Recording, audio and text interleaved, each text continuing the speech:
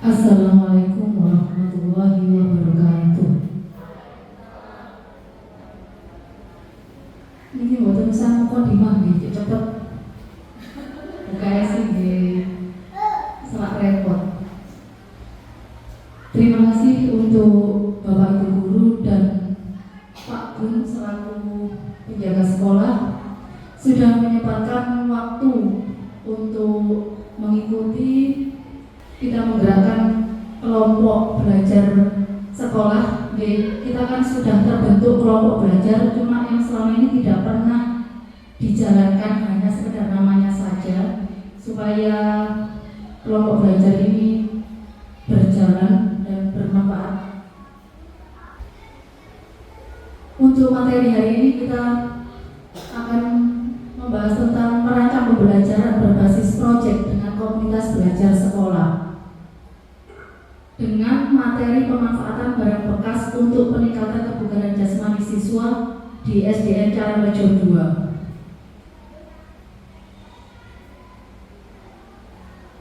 Untuk pendidikan berbasis proyek sendiri, ini adalah metode pembelajaran yang menempatkan peserta didik dalam situasi di mana mereka harus menyelesaikan proyek yang kompleks dan terbuka. Dalam pendekatan ini, peserta didik tidak hanya menerima informasi, tetapi juga mengaplikasikan pengetahuan dan keterampilan mereka dalam konteks di dunia nyata. Jadi peserta didik ini tidak hanya menerima materi saja, tapi kita juga menggerakkan peserta didik untuk mempraktekkan secara langsung pada dunia nyata.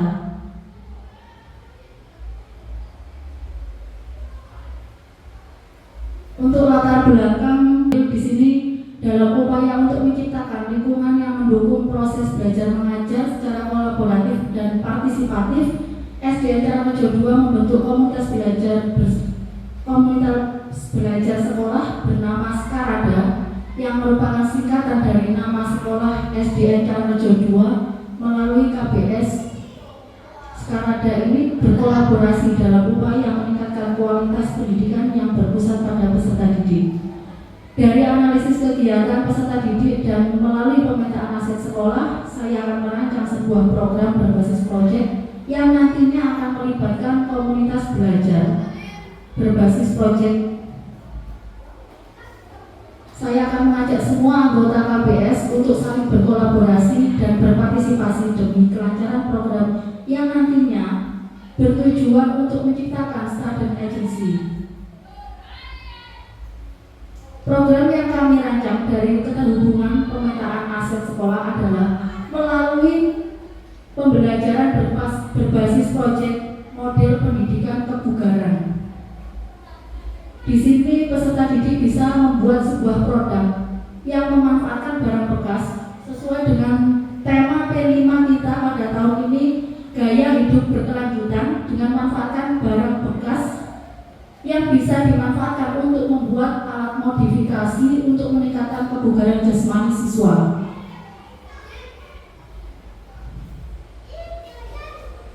Untuk tujuan proyek kali ini, siswa dapat memahami pentingnya olahraga dalam menjaga kesehatan.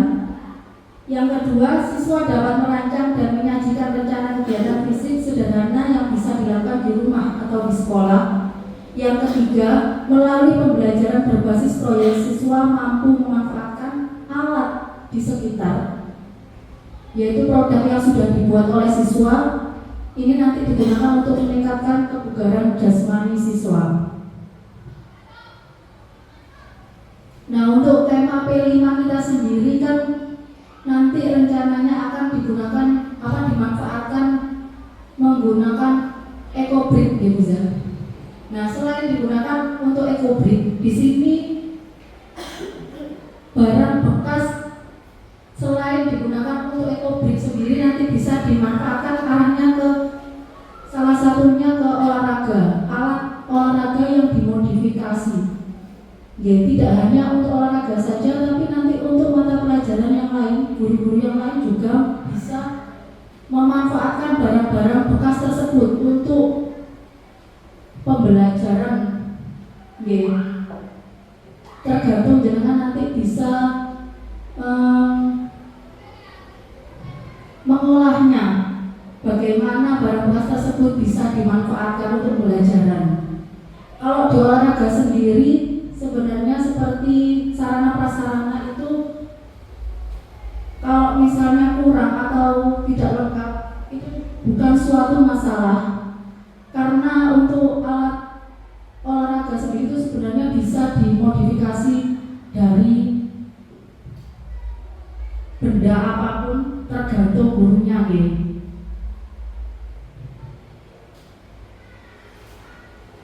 Nah, ini nanti yang akan menjadi produk utama, bahan bekas yang akan dimodifikasi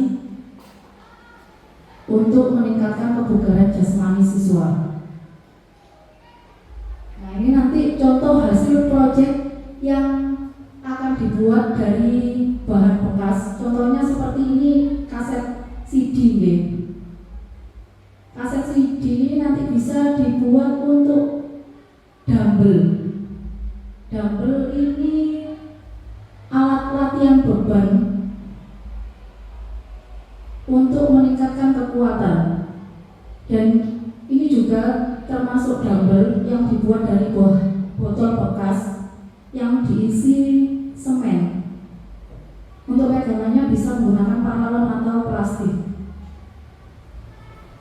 Dan yang gambar kedua ini adalah kettlebell. Kettlebell ini juga sama, ini untuk latihan kekuatan.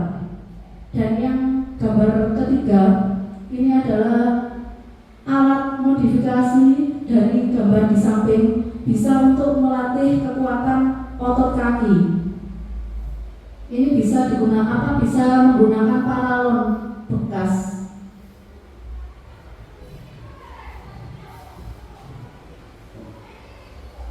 Nah, ini juga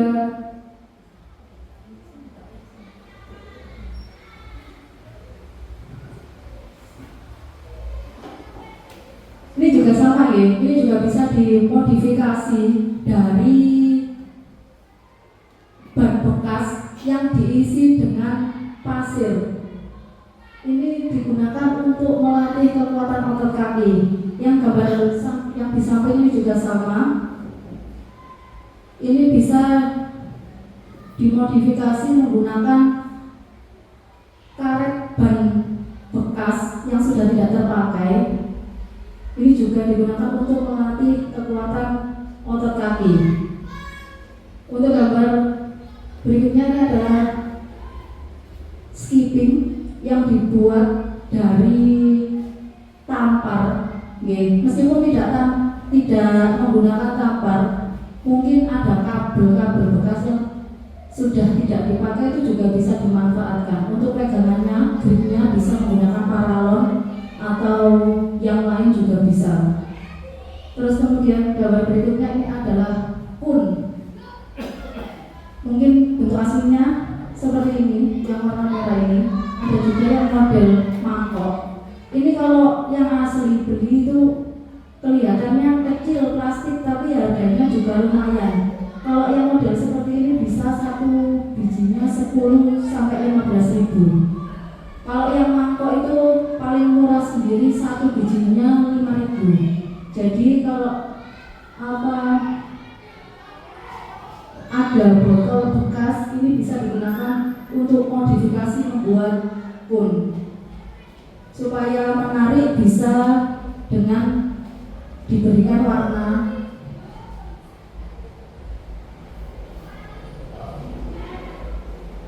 Nah, untuk langkah-langkah yang pertama, perencanaan di sini mengidentifikasi masalah ketidakadanya alat ajar. Yang kedua, penelitian dari aset yang ada, bagaimana cara menemukan solusi dari masalah tersebut. Yang ketiga, pengembangan. Pengembangan ini untuk mengembangkan solusi berdasarkan pengujian. Dan yang keempat, implementasi, membuat alat ajar berdasarkan solusi yang ada. Yang terakhir, refleksi, yaitu menilai hasil akhir untuk kemajuan pembelajaran peserta didik. Untuk hasil yang diharapkan, di sini siswa mampu memahami pentingnya olahraga dalam menjaga kesehatan. Yang kedua, siswa mampu membuat alat modifikasi dari bahan bekas untuk meningkatkan kebugaran jasmani siswa. Yang ketiga, siswa mampu memanfaatkan alat modifikasi tersebut untuk meningkatkan kebugaran jasmani siswa. Dan yang keempat, siswa mampu merancang dan menyajikan rencana kegiatan fisik sederhana yang bisa dilakukan di rumah ataupun di sekolah. Siapa yang nanti akan dilibatkan dalam program ini? Yaitu saya mengambil kelas 6, ya. Untuk kelas 6 ini sudah untuk kebugaran, sudah waktunya untuk diperkenalkan menggunakan alat beban. Untuk siswa SD sendiri, mungkin ada pertanyaan, apakah boleh siswa SD mendapatkan latihan beban? Apakah nanti tidak akan menghambat perkembangan ototnya? Tidak. Untuk siswa SD sendiri ini kalau misalnya mendapatkan latihan beban itu tergantung bebannya, nih. Beban yang diberikan kepada siswa SD ini adalah beban yang tidak berlebihan. Dan latihannya pun juga tergantung intensitasnya, tidak menggunakan intensitas yang tinggi. Dan untuk kelas 6 ini cocok untuk diperkenalkan di alat latihan beban. Kalau untuk kelas bawah mungkin belum. Kapan dan berapa lama pelaksanaannya? Untuk pembuatannya diperlukan waktu kurang lebih 4 minggu. Ya, karena nanti setiap minggunya nanti juga anak-anak perlu berkonsultasi dengan gurunya dan perlu mengumpulkan alat. Apabila alat tersebut nanti perlu menggunakan semen dan sebagainya, itu juga perlu waktu untuk pengeringan. Untuk keterhubungan dari pemanfaatan aset yang ada, seperti di sini kan sudah ada aset manusianya, yaitu termasuk guru, siswa, tukang kebun, dan orang tua. Untuk aset sosialnya, yaitu komunitas belajar sekolah, dan aset politiknya kebijakan kepala sekolah dan guru-guru di SD Carmojo 2. Dan di sini nanti kita semua berkolaborasi menjadi satu untuk melaksanakan program pemanfaatan barang bekas ini untuk meningkatkan kebugaran jasmani siswa.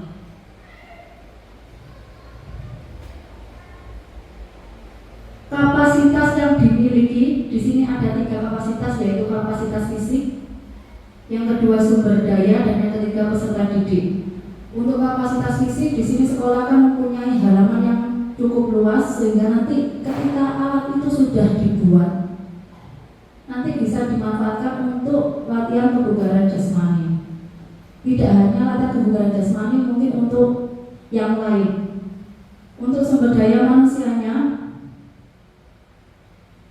di sini sumber daya manusia merupakan aset yang bisa berpikir lebih untuk melaksanakan program yang mendukung ketercapaian tujuan pembelajaran. Untuk peserta didik sendiri mampu bekerja sama karena mereka adalah aset yang berperan sebagai student agency. Dan nanti ada rencana evaluasi setelah kegiatan ini berjalan. Yang pertama nanti terkait dengan waktu, evaluasi ini akan dilaksanakan setelah kegiatan terlaksana. Untuk tekniknya, evaluasi dilakukan terhadap peserta didik dan anggota kelompok belajar sekolah terlibat melalui angket dan wawancara. Dan yang ketiga, mengenai evaluasi itu sendiri, evaluasi itu nanti akan dilakukan untuk melakukan perbaikan atas program yang sudah dilaksanakan. Dan tantangan yang dihadapi dari hasil investigasi yang dilakukan serta keterhubungan dengan pemanfaatan pemetaan aset sekolah, maka perlu dirancang dan dilakukan sebuah pembelajaran berbasis proyek sebagai pemecahan masalah. Adapun tantangan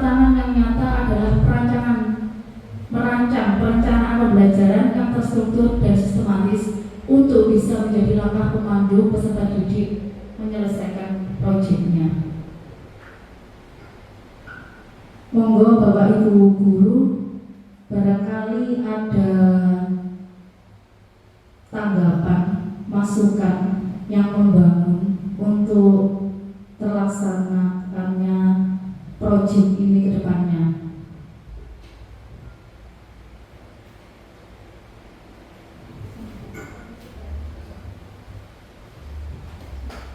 Terima kasih. Mohon izin Bu Ayu menyampaikan pendapat ya. Inovasi pembelajaran Bu Ayu cukup menarik. Karena apa? Karena Bu Ayu membuat media pembelajaran ini dari bahan-bahan bekas yang mana sesuai dengan program P5 kita, yakni gaya hidup berkelanjutan, yang mengangkat kita akan mendaur ulang sampah-sampah yang ada di sekolah. Nah, dengan Bu Ayu mengangkat bahan bekas untuk dijadikan media pembelajaran ini sungguh sangat inovatif. Tetapi di sini saya meminta Bu Ayu, apakah media pembelajaran tersebut setelah digunakan itu cukup untuk sekali pakai atau nanti bisa digunakan pada adik-adiknya atau bagaimana? Kemudian tadi objeknya kan kelas 6. Nah, objeknya kelas 6 ini latihan beban, itu capaian pembelajarannya apa? Apakah sesuai dengan CP yang sudah ditentukan oleh Dinas Pendidikan? Cukup itu saja Bu Ayu, terima kasih.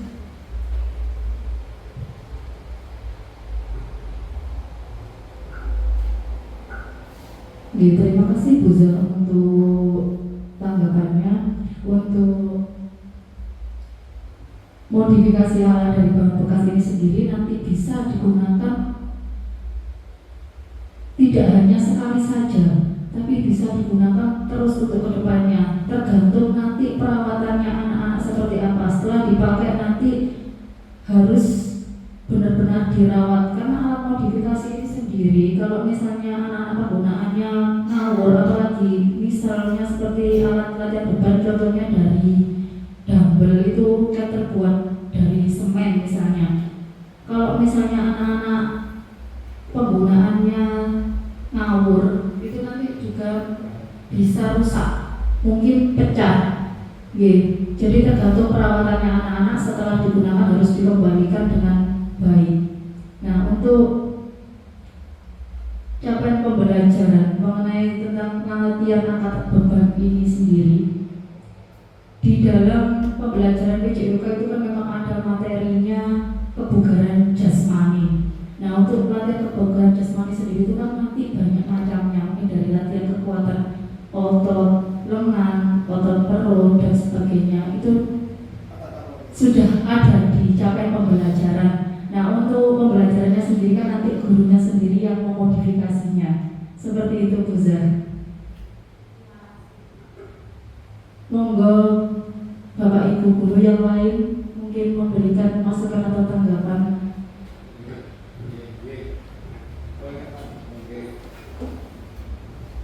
Terima kasih Bu. Saya tidak memberi tanggapan, cuma memberi saran saja Bu. Sebenarnya semua kegiatan olahraga itu bagus untuk pembentukan fisik saja bagi anak-anak, itu di semua bagus saja. Tapi saya juga memberi saran untuk keselamatan dan keamanan anak yang mohon diperhatikan dulu. Sebab menggunakan dumbbell, pakai semen itu kan kalau kenai jempol kan sakit lagi dan berbahaya. Maka itu mohon diperhatikan untuk keamanannya, apalagi untuk anak di kelas SD itu kan ada yang fisiknya kuat, ada tidak. Nah, yang tidak kuat itu yang diperhatikan seperti itu. Hanya saja bahwa ini yang bisa saya sampaikan. Ya, semoga dengan sukses untuk selamanya. Terima kasih Pak Wisnan atas saran yang diberikan. Memang di dalam olahraga yang paling penting itu adalah nomor satu itu keselamatan. Karena anak SD sendiri itu terkadang ketika di lapangan itu sering ngawur, meskipun hanya tujuannya bercanda, mesti nanti akhirnya entah nanti anak itu cedera atau mungkin nanti berakhir kadang terus akhirnya tawuran sampai koncone. Itu sering kali terjadi karena saya dulu juga pernah, hanya karena saya tidak memperhatikan siswa sebentar saja, tahu-tahu waktu pelajaran olahraga materinya itu lempar lembing. Ketika saya tidak memperhatikan sebentar, tahu-tahu anak itu kepalanya bocor, meleset terkena lembing. Ternyata lembing itu tidak digunakan sesuai dengan SOP yang benar. Padahal gurunya lo lagi noleh di lu air ditinggal, tahu-tahu kepalanya bocor terkena lembing. Untungnya lembing itu tidak nancap tapi hanya meleset saja, tapi tetap saja membawa ke rumah sakit diagno. Seperti itu. Memang benar Pak Ustaz, keselamatan itu nomor 1.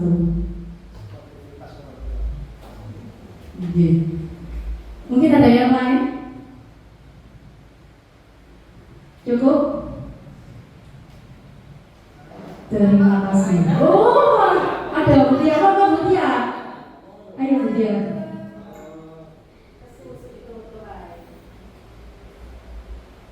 Ya, terima kasih Bu Ayu.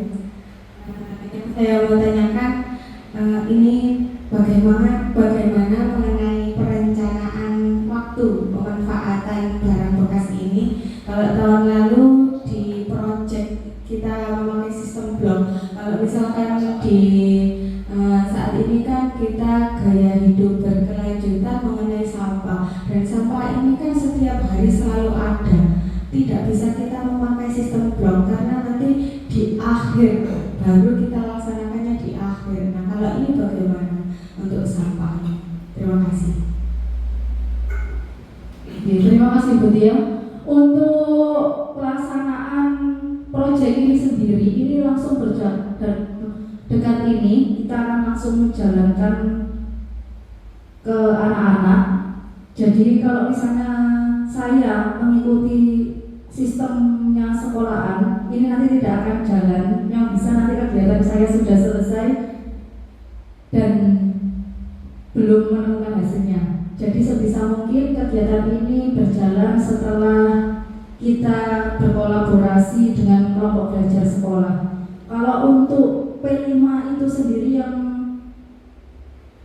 tema kita P5 itu sebenarnya tidak harus kita lakukan di akhir nanti. Untuk pengelolaan sampah sampai dengan anak dari sekarang itu kan sebenarnya bisa dimanfaatkan. Dari sekarang anak-anak itu bisa dijalankan untuk kegiatan P5 itu sendiri.